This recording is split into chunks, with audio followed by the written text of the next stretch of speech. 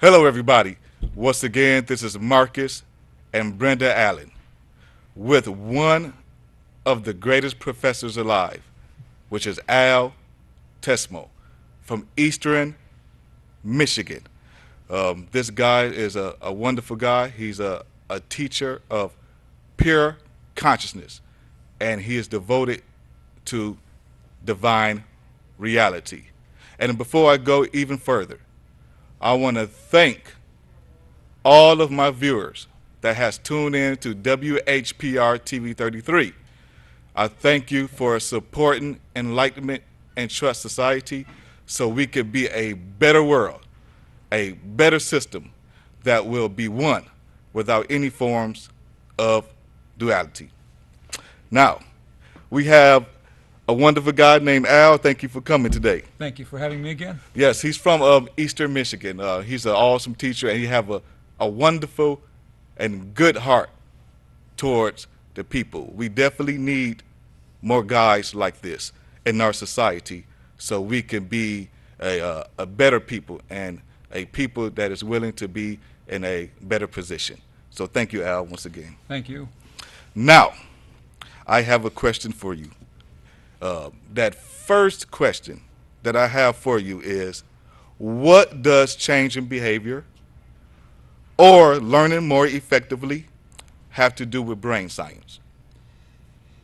My life has been devoted to finding out how people learn better. This is my 53rd year of doing that. I'll be in my 54th year next year. And so one of the places that I turned to was the brain. I wanted to make sure that I understood the physiological makeup of memory and what it had to do then with how we applied the new things we learned, memorized, Yes. if you will, to situations. And so when I went there, I found, and there's a woman that people, the reviewers may like to listen to her, Jill Bolte Taylor. She's on TED Talks, and she gives a wonderful explanation of the different parts of the brain, the left brain, the right brain. And if they'll look at that, then they'll begin to understand what I understood so long ago. And she does it in the best language I have seen to this date. And I've been doing this for 45 years, the brain science. Brain science is everything. Brain science is everything she talks about. And in fact, it's really interesting. She frames her entire conversation about how it is we change our behavior because of the nature of her brain after she had a stroke, which left her paralyzed, unable to speak, unable to think. Brain science is the start of changing behavior and learning better. Yes, I totally agree on that. Having a pure brain perception on life can give you a wonderful, good, healthy spirit and body, which is the kingdom within. And we need to free ourselves from anxiety and illusions and mental decadence so we can be one with ourselves and so we can have universal health. So I thank you for that. That was awesome. Yes. That is the real purpose of this, is to take away the anxiety, to take away the roadblocks to people taking in new knowledge and turning into, as what you called so many times, wisdom. That's action based on sound principles. So that's really what all this is about, is taking my students through the process of how it is we become who we are and how sometimes that helps us make or causes us to make the wrong kind of decision or maybe the right kind of decision. True. Awesome, awesome. How does consciousness affect learning? They seem like different functions. One seems emotional, but the other academic and thinking skills. There's two parts to the brain. We have a left brain and a right brain. The right brain person is a person that's in the present. They're a person that's just enjoying the moment. That's the consciousness. That's the real you. If you sit down and ask that question, you'll get surprising answers. My name is John Smith. My apologies to anybody who's named John Smith right there. But my name is Al Tesmer. my name is Marcus Allen, or I'm married to so and so. But they fail to understand when they're answering the question about who they are, the right brain person, the consciousness. They never really realize that they are not the circumstance that they're in at that moment. True. They're different. And so what comes out of that is that the left brain inhibits us and keeps us looking at life from the standpoint of the past and what that might mean for the future. But the right brain side does something really unique. It's kind of like a parallel processor in a computer. It takes in all of our sensory input and it begins to just sort it out and categorize it and experience it. It's totally in the present. So brain-based science, and whether you're right-brained or left-brained, has a lot to do with the success of my students and my learners and those I mentor in, one, learning, two, changing behavior as a result of it, and three, really applying it in problem-solving situations they get into. Good. And I totally believe that, man. We have to also learn how to let go old habits. We and do. and don't be scared to let them go. But I understand. I used to be there. You know, I grew up in a chaotic home, and I've seen a lot of stuff in my home that have taken hold of my mind. And being in the ghetto, and being in a rough position in life, okay, because you don't have to be just in the ghetto to have a rough life, you know. That is true. There's so many people that live in good areas, live in West Bloomfield and Royal Oak, that have problems because it's an inward thing, okay? It's an inward thing. So a lot of our kids have committed suicide, and our parents or people at school never knew it, what was going on within them. And matter of fact, that goes on with miseducation. We need proper education that will lift up our children to being a intellectual instead of a entertainment junkie. Well said. Well said. So we need to give our children proper intellect to know who they are so they can become one with who they are. And that's the truth. Terrific comment.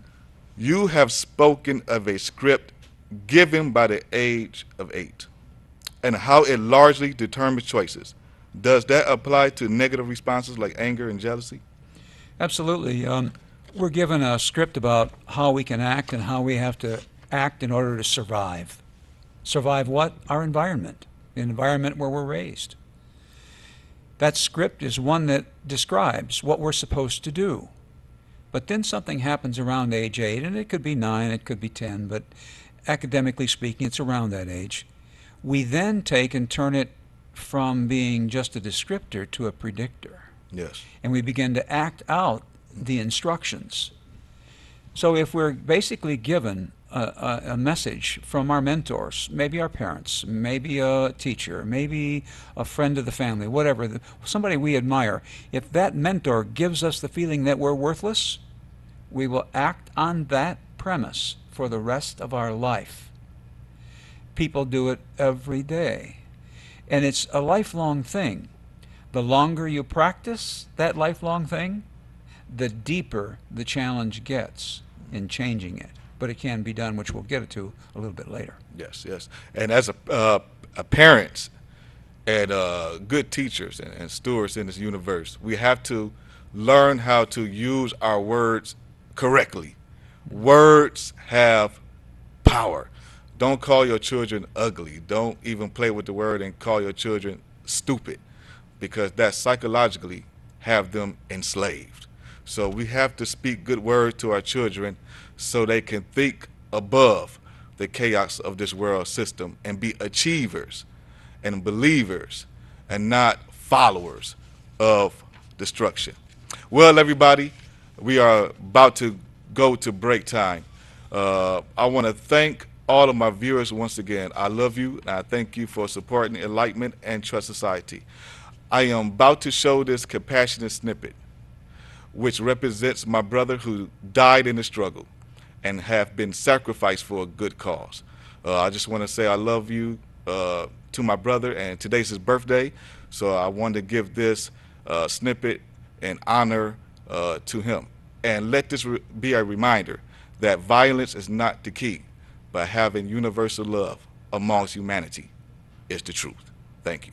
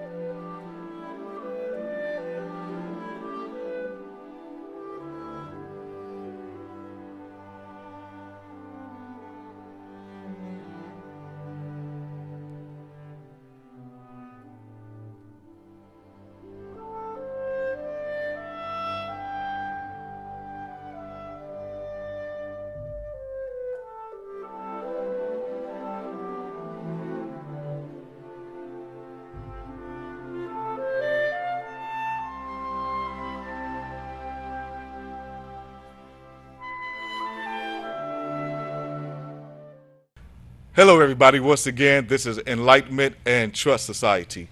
I am here with a good friend of mine, Al. Also, I call him my spiritual father because I learned a lot from him. He's a man of integrity. He spent a lot of time in the community and at Eastern Michigan, trying his best to elevate people's thinking into a right and wholesome position. And so therefore, I'm glad to have him on the show, and I'm glad to have all of my viewers that support Enlightenment and Trust Society tuning in to WHPR TV 33. So on that note, y'all enjoy the rest of the show as I enjoy you all tuning in, because we are one. We are one family. We are one universal whole, and we stick to the truth and facts that we may become better inside of ourselves. Thank you again, Al, for coming. Thank you. Pleasure. Now, in changing human learning and making new choices, is it difficult to change from old habits or choices? It certainly is. We all know that. And that's not any great revelation. But when we understand that when we're trying to make change and we slide back, that we have to get up and keep trying the new idea. We're going to have those times where we will not be successful in shouting down or corralling or rethinking those destructive thoughts. Right. I get that in my learners all the time. They go back to not doing their work. They go back to making excuses. They go back to not practicing the learning practices that I teach them. And I tell them, all right, so it didn't work this time. So let's turn around, let's give it another try. If you persist with a train of thought, even if it's negative or positive, you will live that out. It will become a predictor for your next behavior, next round of behavior. So it's really important that you understand that it takes time. As much time as it took to get in the bad place that you're in, perhaps with regard to learning, it takes that much time to get out. There can be epiphanies. There can be times when there's dramatic change, but usually that has great pain involved. Perhaps it's the kind of event like you had on the video there with your brother that really causes epiphanies in people around your brothers, in your family. So, yes, most of the time it's very slow, and there is pain involved, no doubt about it. But we can change. Frankly, the mechanism that got us to the point where we're making destructive decisions about learning is the very same mechanism we can mine to make good, constructive decisions. Right, that's right. That's right. That's right. And I believe that too, man. To change old habits, we must have a new creation of thoughts. Correct. Okay? Remember that you are a disciple of your own brain and own thinking. Whatever you think, your body will follow. Choose this day to live according unto a good life, to live within the abundance of light and oneness of self. You can make it. We are not just fleshly beings, but we also are spiritual beings. We have a spirit that transcends our body and even our thinkings. Because, tell you the truth, thoughts come from outside, not in us. Okay, and that's the truth. You are not your thoughts. Your universal mind is above thinking and above the ideas of this world system. Okay, you are not what you see on TV. You is not what you drink or what you eat, or you are not what you profess as your job titles. You are above all numbers and limitations and images. Your spirit have no bounds. It's limitless, and we must remember that we can transcend and overcome all external slavery. So thank you. You're Good welcome. answer. How can we make better choices given the pace of everyday life that happens to us daily? The first thing we can do is suspend making decisions about things, judging things, spending more time in the moment, enjoying the blue sky, enjoying the drive, rather than thinking about the past. It's going to the right brain, which is this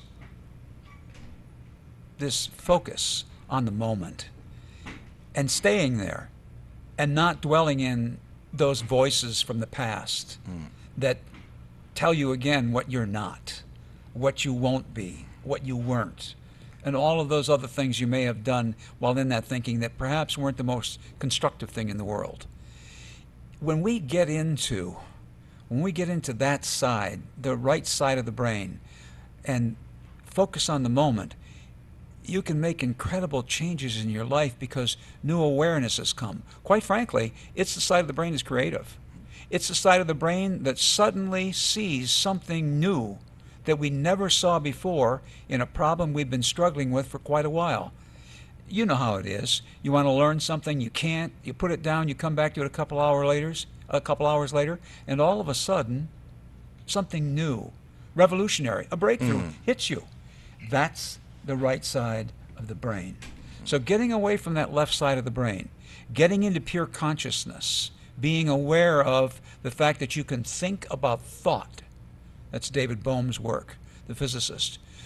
You can think about thought, and you can actually make observations like, gee, I'm really angry right now. Just as though you're separate from those horrible emotions.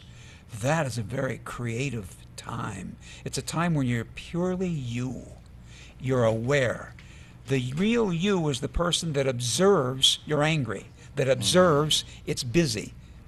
But you are not those voices. The voices are from the past. And most of the time, many times, they're destructive. Yes. Honesty over voices. Because we got so many voices that tell us that we can't make it, or you're going to be just like your mother, or you're going to just be like your father, and we don't be like ourselves. Matter of fact, I was talking to a gentleman, and we got into politics. And I don't argue over politics, never have, never will, but I am apt to listen to people's thoughts. And we were talking about Donald Trump and Obama, and I asked him, why is it people drive around with bumper stickers with Donald Trump on it, or Obama fans? Okay? I'm not saying something is wrong with that. We do have a choice in life. But when are you going to put a sticker with your own name on your car? Great point. There's a lot to be said for something, a pretty scary concept, and that is that most of the time we put the sticker on our car that talks about Trump or Obama or whomever. We're really talking out of the past. We're really talking out of those voices. Now, some people would say, you mean to tell me you're telling that I have voices inside my head? Yes, you do. And they're voices from the past, and they're not yours. They're voices from your autobiography. They're the judgments of all the people who taught you, and then judgments that you rendered acting on what they told you to do. They're not you. They're probably not truth. They speak the untruth of the past. The conscious person, the other side of you, the real you, is the one that can simply say, it is. I'm in the moment. I'm enjoying this wonderful studio, this wonderful host, this wonderful opportunity to talk about this. I'm not worried about the past. I'm not thinking what it's going to have in the future. Very, very critical concept, but it's scary to think that we have voices that run us. And frankly, most of the time, most people can attest to the fact that, yeah, indeed, the voices do run us, not the real you, not the now person. Yes. And the reason why I brought up that is because for us to be honest with ourselves, we need to stop chasing people and things that does not pertain to the human spirit. I agree. Okay. And like I said, people, it's not wrong if you want to go this way or that way, but use it to uplift humanity as a whole. And I'm sorry to tell you, you didn't come into this world as a Democrat or Republican, and you sure ain't gonna leave. No, that's One, you came in naked, and you're gonna leave naked. The rawness of your spirit is going to meet deity, your maker. So don't get hung up on titles and logos. Okay, those things were meant to separate you, so your brain won't become balanced. Because if the system could get you to look over to the left wing or to the right wing, they know you are distracted and you can't be focused. And when a nation and a people is not focused, there is death. And we all know that the higher forces is making money off our death and ignorance. I was speaking of slavery, and I would tell this one guy, I was like, the slave trade was never universal; it was worldwide. So nobody have the power to point the finger at each other. Okay, the Africans was enslaving the Africans, and the Puritans was enslaving the Englishmen for the sugarcane industry, and it was black people on the boat and white people on the boat. Now, why do the school don't tell us this? It's because it was designed to keep us separated. And where there is separation, there is a money market, And it's a shame that they're making money off our ignorance. But do we have to accept it? No. We still have a choice to be ourselves. We do. In the midst of chaos. Don't believe these doomsday sayers about the end of the world and it's getting worse. No. It starts with you. It does. The kingdom of heaven starts with you. And I just want to leave on that note. Anything you have to say? We have to wrap this up. We have to come back and do another show. This is awesome. I would like to. We need to change. We need to change a few things, and we haven't quite gotten to the heart of some of that change. I want to say this: that I don't pretend that I'm a psychologist. I don't pretend that I'm anything other than just a teacher with 53 years of experience all around. Why don't people learn? So that I can get at why people do learn, why they do change. And if we pursue this topic a little further, I think we can even spread that from the classroom to our personal lives, which is really what learning in the classroom is all about anyway. So I would love to come back. That'd be wonderful. More to be said. Well, I will see you next month. Great. Yeah, well, everybody, I thank you for tuning in. This was an awesome, intellectual, heartfelt talk. We are on YouTube. You can see our videos on YouTube, stream live, and Twitter. I put my videos on Twitter and Facebook. You can see them there too. And I am on every third Thursday of the month. If you want to join Enlightenment and Trust Society, a people that believes in unity and not racial decadence or any form of barriers. I just want to say I love you, and my number is 313-828-7439. If you want to get a hold of Al, his number is 313-682-7848. God bless. See you soon.